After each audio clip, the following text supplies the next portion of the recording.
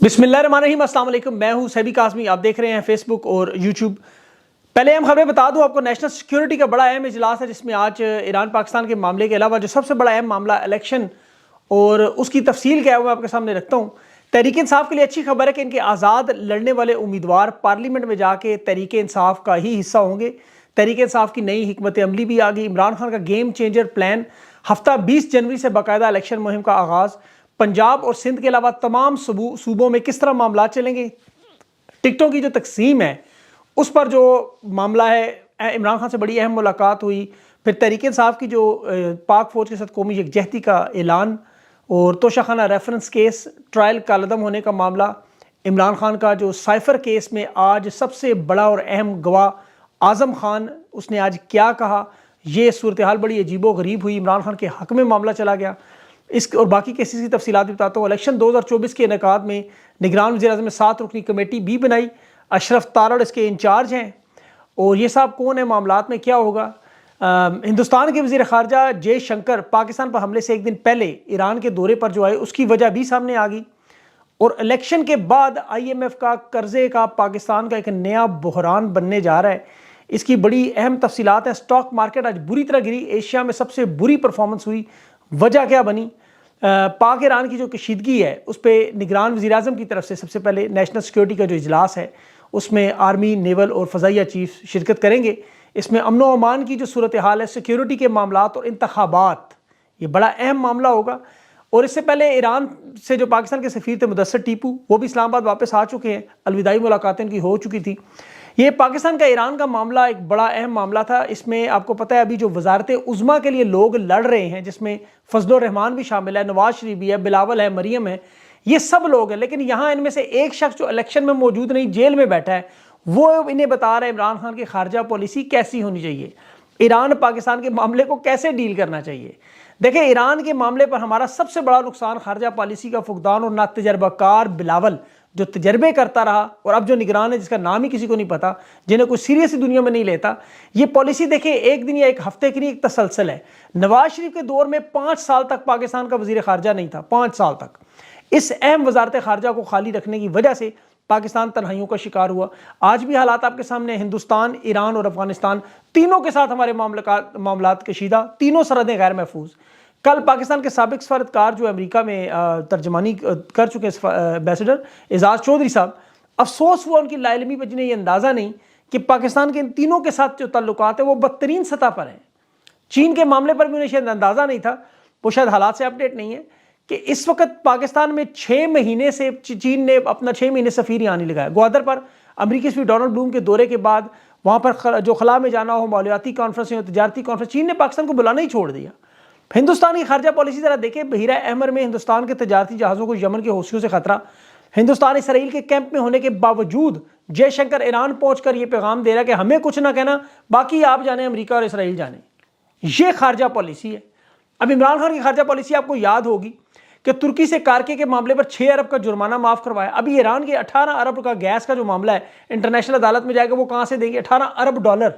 और ये नाअहल लोग उन्हीं को लाना चाह रहे हैं जो नवाज शरीफ 3 महीने से घर के बाद आज निकला है घर से। और वही रोना, मुझे क्यों निकाला, मैं होता तो ये हो जाए। बंदा से पूछे, बेनज़ीर की हुकूमत जब गिराई तो मुल्क वरना कहाँ पहुंच जाता, मुशर्रफ का जहाज़ रवाना करते, आज मुल्क कहाँ होता। और सबसे बढ़कर आज इमरान खान की हुकूमत का अदम एतमाद ना करते तो 10 इमर्जिंग मईशत से निकलकर पाकिस्तान दिवालियापन तक ना पहुँचता। अब ज़रा आप IMF की रिपोर्ट निकालें और पढ़ें, उसमें IMF क्या कह रहा है। वो कह रहे हैं कि ये जो इलेक्शन इनके हो जाएंगे फरवरी, उसके बाद जो कर्जे की सूरत हाल है इस पर काबू नहीं पा सकते। IMF हैव टू डिसाइड कि पुल द प्लग। 9 महीने का मामला है। IMF ये फैसला करेगा कि या तो ख़त्म करना है मामलात इनसे हमेशा के लिए। अभी इंतहाई शदीद किस्म की भारी मुश्किलात अवाम पे आएंगी। और सबसे बड़ा मामला जो इन्वेस्टर देख रहे हैं, आपको पता है जो तरक्की की शरह के हिसाब से कर्जे को नापते हैं कि यहाँ इन्वेस्ट करें या ना करें। छोटी मुद्दत की जो उन्होंने बॉन्ड जारी किए वो 96 सेंट पे बिक रहा है। और वो जो तवील मुद्दती बॉन्ड है जो 2030 में एक्सपायर होना है वो 60 सेंट पे, उसकी कीमत होनी चाहिए थी 70 सेंट। आसान अल्फाज में बताऊं कि ये जो बॉन्ड जारी करते हैं उस पर इन्वेस्टमेंट लोग करते हैं, वो 70 सेंट से नीचे नहीं जानी चाहिए। पाकिस्तान का आज 60 सेंट पे खड़ा है। ईरान का एक छोटा सा मामला ये आपके सामने हुआ, एक रेगिस्तान में मिसाइल गिरे, कुछ लोग आपको पता आगे पीछे, लेकिन एशिया की बदतरीन मार्केट में जा पहुंचा। छोटा सा झटका स्टॉक मार्केट बर्दाश्त नहीं कर सकी। वो नवाज शरीफ पूछता मुझे क्यों निकाला। आज लोग इसीलिए इनके जलसों में नहीं जाते, लोग शक्लें नहीं देखना चाहती। فضل الرحمان کے جلسے سے لوگ کھانا کھا کے نکل جاتے ہیں, لوگ کہتے ہیں ووٹ عمران خان کا. بلاول کے نشر و فروز میں بلاول کی تقریریں دیکھیں, عوام پہلے ہی پنڈال سے خود کہتا ہے میں مذاق کر رہا ہوں, جب انہیں باتیں کرتا ہے کہتا ہے میں خواب دیکھنے میں کیا حرج ہے. پنجاب کے جلسوں میں طبعی علاقہ حافظ آباد میں ابھی جو شو ان کا ہو رہا ہے وہ کیوں ناکام ہوا؟ ریاست کی پوری مشینری اس ایک جلسے کے لیے کہ نواز شریف 3 مہینے بعد گھر سے نکلا, لوگ گھی کے ڈبے دے کے راضی کر کے بریانی اور ان چیزوں پر لوگوں نے فیصلہ کیا بریانی اب گھر میں پکائیں گے, ان کے جلسوں میں نہیں آئیں گے, قوم کو بچانا ہے. شیر افضل مروت چیلنج کر رہا ہے کہ نواز شریف اور بلاول دونوں مل کے جلسہ کریں یا الگ الگ کر لیں پنجاب میں, ہمارے جلسے ان سے بڑے ہوں گے, عوام خود کرے گی. اور حقیقت میں آپ یہ دیکھیں کراچی میں چھوٹی چھوٹی گیدرنگز تھی, جہاں جہاں رکے وہاں جلسہ بن گیا. تو یہ تحریک انصاف کا اس وقت انتخابی مہم کی ویسے ضرورت نہیں ہے. عوام خود اس وقت تحریک انصاف کے امیدوار واقعی ڈھونڈ رہی ہے کہ ان کے لیے ووٹ کا انتظام بھی کر رہے ہیں, جلسے بھی کر رہے ہیں, ان کے لیے وہ دفتر بھی کھول رہے ہیں. آج ان کے دونوں بڑے جلسے دونوں بری طرح ناکام. نواز شریف 5 منٹ صرف تقریر کر سکا, 5 منٹ, بیانیہ ہی نہیں ہے. پھر مریم نواز کو وہی عمران نامے پہ بات کرنی پڑی. خارجہ پالیسی کو تو چھوڑیں, ابھی دیکھیں بلاول بھی وزیر اعظم بننے کے لیے پاگل ہے, نواز شریف بھی وزیر اعظم بننے کے لیے بےتاب ہے, اور دونوں کی توپوں کا رخ عمران خان کی طرف جو جیل میں بیٹھا ہے وہ الیکشن میں ہے ہی نہیں. ایک لفظ مجال انہوں نے ایران پہ کہا, 24 کروڑ کے ایٹمی ملک کے وزیر اعظم بننا چاہتے ہو. حالت یہ ہے کہ عمران خان جیل میں بیٹھا ہے, وہ انہیں بتا رہا ہے خارجہ پالیسی کیسی ہونی چاہیے. آج عمران خان کی یہ گفتگو قوم کو ضرور پتہ ہونی چاہیے, بڑی اہم گفتگو. الیکشن کی اسٹریٹجی بھی اس میں عمران خان نے بتائی, حالات بھی بتائے, اور ایران کے معاملے میں واضح طور پر ریئیکشن دیا کہ دیکھیں لوگ ہمیں جو لڑانا چاہتے ہیں وہ بڑے خوش ہیں. جب بلاول وزیر خارجہ تھا یہ افغانستان نہیں گیا, وہ افغانستان سے حالات خراب ہوئے, ایران کے ساتھ انہوں نے معاملات ٹھیک ہی نہیں کیے کبھی. اب عمران خان کی یہ بات دیکھیں, جب وہ خود وزیر اعظم تھے تو یہ بات سچ ہے, وہاں عمران خان کی سپریم لیڈر سے ملاقاتیں بھی ہوئیں.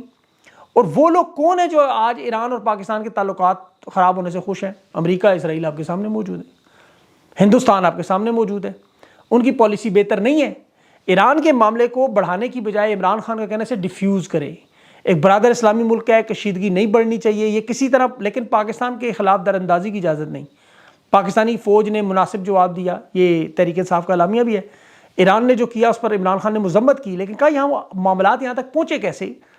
آج افغانستان کا بارڈر بند کر رہا ہے, ایران حملے کر رہا ہے, وجہ کیا ہے ذرا سوچے تو صحیح بیٹھ کے. پھر نیوٹرلز کو بھی خطاب دیا ایک دفعہ پھر کہ وقت کسی کا انتظار نہیں کرتا, نگران وزیر اعظم کو کوئی سیریس نہیں لیتا. 1970 میں جس طرح پارٹی ٹکٹ تھا, آج تحریک انصاف کا ظلم ان کی انتخابی مہم ہے. اکتوبر میں اگر الیکشن واقعی ہوتا تو اب استحکام ہوتا, استحکام پارٹی نہ ہوتی, لیکن تحریک انصاف کو یہ کرش کرنے لگ گئے, انتخابات کو ملتوی کیا. اب عمران خان کی روٹین جب پوچھی کہ انہوں نے کہا میں کتاب بھی لکھوں گا انشاءاللہ قرآن مجید پڑھنے کے, تفسیر پڑھنے کا, اور جیل میں جو بھیجنے والے ہیں بجائے ان پہ تنقید کرے خان ان کا شکریہ ادا کریں کہ مجھے اب وقت ملنا شروع, میں نے کتابیں پڑھنا شروع کی. اور یہاں پہ دیکھیں یہ بڑا اہم معاملہ ہے, عام طور پہ لوگ تنقید کرتے ہیں جیل میں جا کے بال لگوانے ہیں جیسے نواز شریف چلے گی, لیکن خان نے بڑی اہم باتیں کی. انہوں نے کہا جو ہماری پارٹی چھوڑ کے لوٹے ہوں گے, جو پہلے ان کے ساتھ لوٹوں کے ساتھ ہو چکا, اب کوئی ایسی حرکت کا سوچ نہیں سکتا. ہمارا ووٹ بینک مضبوط ہے. انتخابی مہم پر امیدواروں کو اگر پوسٹر پر تصویر نہیں لگانے دیں گے تو وہ قیدی نمبر 804 لکھنا شروع کر دیں. اب جیل میں دیکھیں propaganda T V, P T V آپ کو پتہ ہے, خان کہتا ہے میں تو دیکھتے ہی نہیں بالکل. 1.5 گھنٹہ ورزش ہے اور پھر عدالت ہے, قرآن پاک کی تفسیر ہے, قرآن پاک کا مطالعہ اور کتابیں ہیں.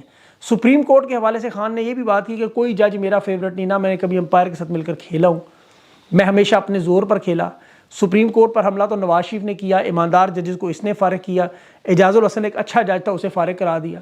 اس کے علاوہ جو شیر افضل مروت کی ملاقات ہوئی, اختلافات ختم ہو گئے ان کے, بڑا اچھا ہوا. ٹکٹس کے حوالے سے بڑی اہم باتیں, شبلی فراز اور عمر ایوب نے ٹکٹ جاری کیے, یہ فائنل کیے. اور خان کا کہنا ہے کہ وکلاء کو ٹکٹ ضرور دینے چاہیے, ان کی ایک بڑی جدوجہد ہے, اس میں کوئی شک نہیں. اور تحریک انصاف کی 20 تاریخ کو ہفتے والے دن سے باقاعدہ مہم جاری ہو رہی ہے. امیدواروں کو کہہ دیا کہ آپ نکلیں باہر, اب رکنے کا وقت نہیں ہے. اور انتخابی نشان بھی اپڈیٹ ہوں گے سب کی. اور یہاں پر جو تحریک انصاف کا اعلامیہ آیا ہے ایک بڑا امپورٹنٹ, اور جو بات ہے کہ امیدوار پارٹی کا حصہ رہیں گے جو جیت کر الیکشن میں جائیں گے, تو یہ نہ سمجھیں کہ آپ بغیر پارٹی کے جا رہے ہیں. اس پر اب الیکشن کمیشن معاملہ دیکھ رہے ہیں, وہ کہہ رہے ہیں ہمارا قانونی محکمہ دیکھ رہا ہے, لا ڈپارٹمنٹ کیا کرنا ہے, کیونکہ تحریک انصاف کی رجسٹریشن منسوخ نہیں ہوئی, نہ انہیں کالعدم کیا, صرف نشان واپس لیا گیا اور جماعت کے طور پر یہ بھی قائم ہے. اسی وجہ سے خود الیکشن کمیشن نے انہیں ان جماعتوں کی فہرست میں شامل کیا ہوا ہے. تو قانونی حساب سے تمام امیدوار جیتنے کے بعد تحریک انصاف کا حصہ ہوں گے, بعد میں کسی بھی دوسری جماعت سے اتحاد ہو سکتا ہے. آزاد امیدواروں کو البتہ اس طرح کا اختیار نہیں ہوتا جس طرح پارٹی کا ہوتا ہے, الیکشن جیت کے آئیں.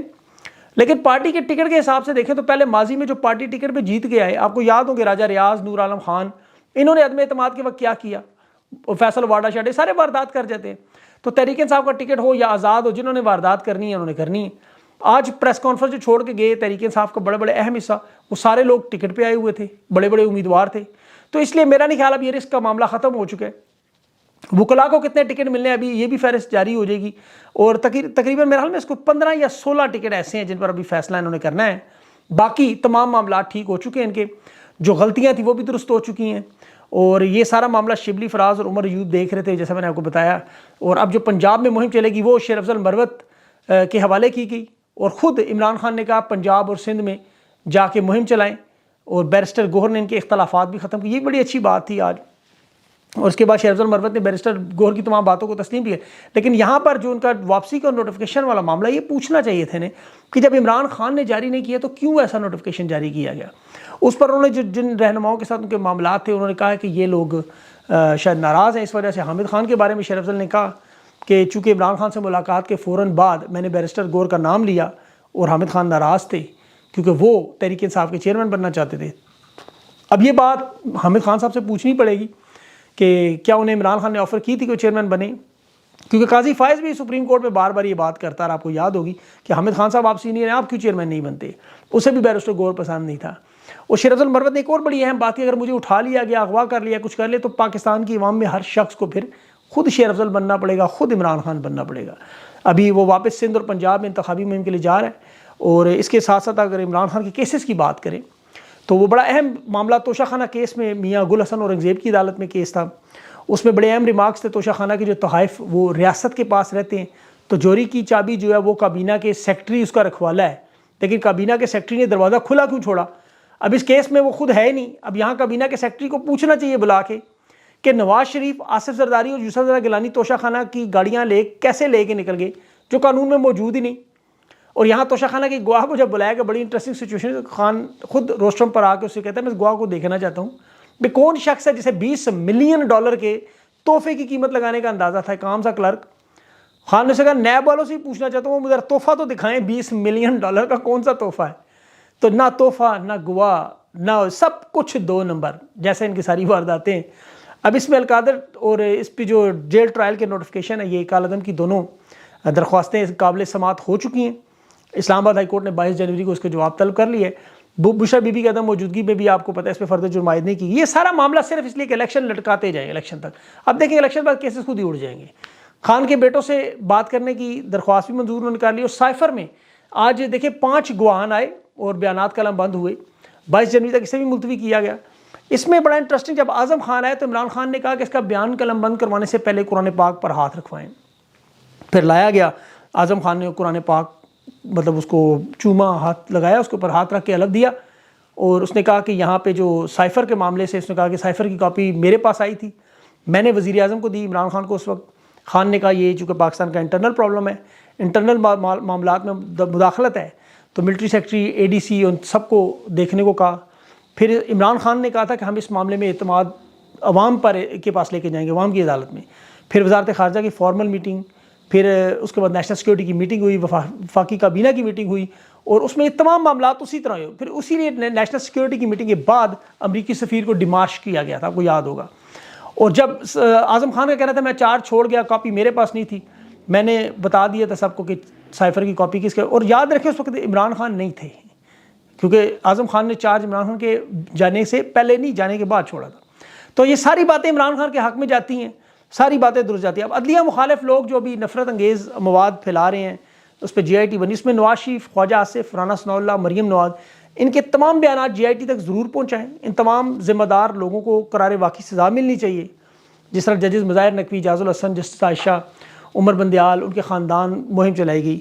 اور یہ ساری چیزیں جو ہے ضرور ابھی انشاءاللہ میرے ساتھ گیسٹ جو آنے لگے، اور اگلے جو ویلاگ میں تفصیل سے انٹرویو میں بات کریں گے، کچھ جو چیزیں رہ گئیں اسے کور کریں گے. اپنا خیال رکھیں. مجھے اجازت. اللہ حافظ.